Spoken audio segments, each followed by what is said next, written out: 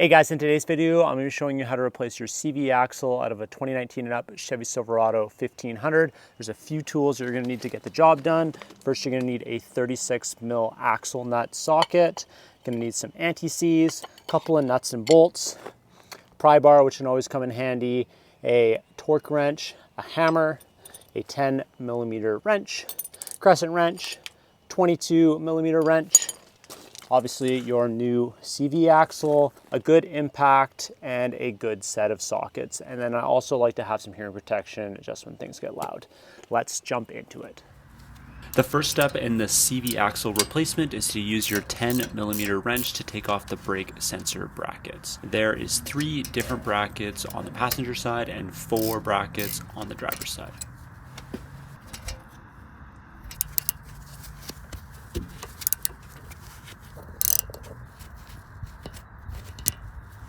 Next, we're going to use an impact with a 13/16 socket to take the nut off the outer tie rod end. After the nut is removed, they can sometimes be a bit stuck, so in this case, we're going to use a hammer to remove the tie rod end from the knuckle. We're going to use our impact again, but with an 18mm socket this time to remove the nut from the upper control arm. These are aftermarket upper control arms, so the socket size needed might be slightly different for you guys. Once removed, I like to put the nut back on the end of the upper control arm so you won't damage the ball joint, and since we're going to replace the nylocks anyways, we're not worried about damaging the nut.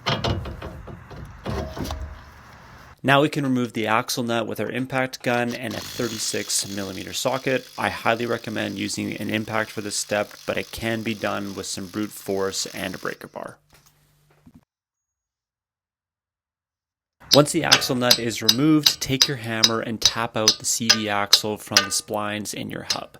Now to actually remove the CV axle from your hub, it can be a bit tricky, but with some strength and some finagling, it can be done. If you move the axle towards the back of the truck and over the sway linkage bar, the threads for the axle nut can be removed towards the front of the truck. I found the last couple of moves easily done with a pry bar. Now I'm sure someone in the comments is going to give me a hard time, but give the axle a few good tugs and it'll pop right out. So we've got our old CV axle out, and then here's our new one right next to it. Have a close look when you take it out, because this one has an O-ring on it. This one lost the O-ring when I was taking it out. So if you come in here, and you look on the inside there, you can actually see the O-ring. So what I'm gonna do, I'm gonna take a pick, come in here, and grab that old one out of there so that you're not building up dirt and debris. It's not seated properly in there. So make sure to check inside this socket before you go ahead and put it in the other one. And so this is where our anti-seize comes in. I've got the silver one. All I'm gonna do is just put a tiny little bit on the inside of the outer side of the CV axle, just so that the next guy that has to do this, aka me, isn't going to have a heck of a time taking that out. And mind you, I'm not really putting that much in there. I put a tiny little bit just to keep things from seizing up next time around. And if you're unsure on which side goes in which, the side with the threads is going to be pointed out towards your tire. This side just has the splines for the transmission there, but this one actually has the threads on this side, so that's going to be pointed out so your axle nut can get on it. To insert the axle, make sure the splines line up and give it a couple of good pushes to ensure it's seated properly. Then we can go through the process again in reverse to install the axle into the wheel hub.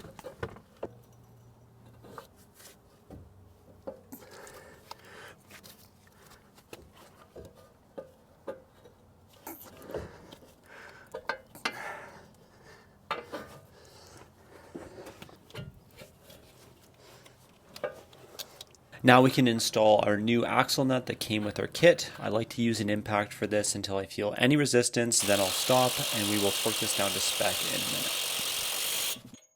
Next, we can reinstall our upper control arm. It can be tricky to get the threads to pop through the knuckle to catch a thread with the nut. So if you're unable to brute strength it, use a jack stand under the front end and lower your jack. This will push everything nicely into place.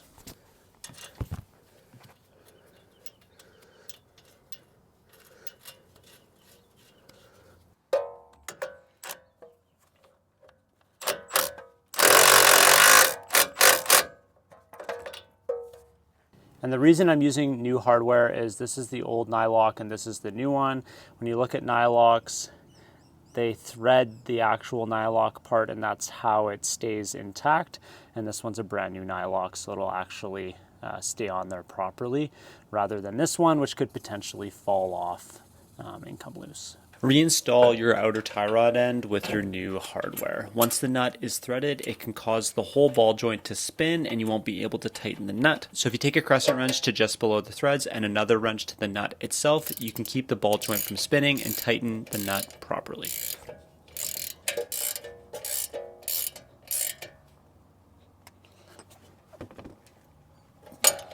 Now with our upper control arm and outer tie rod end back in place, we can reassemble our sensor wiring with our 10mm bolts.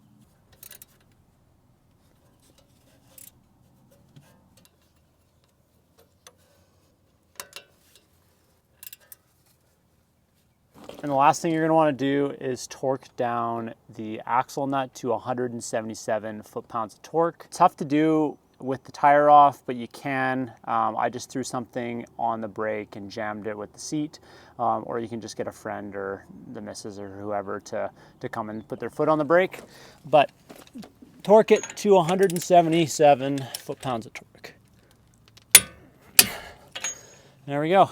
And that is how you replace a CV axle in a 2019 and up Chevy Silverado 1500. All the tools and all the parts that I used for this install will be down in the description below. If you guys like this video, please give it a thumbs up and consider subscribing if you haven't already. Until next time, guys, take care.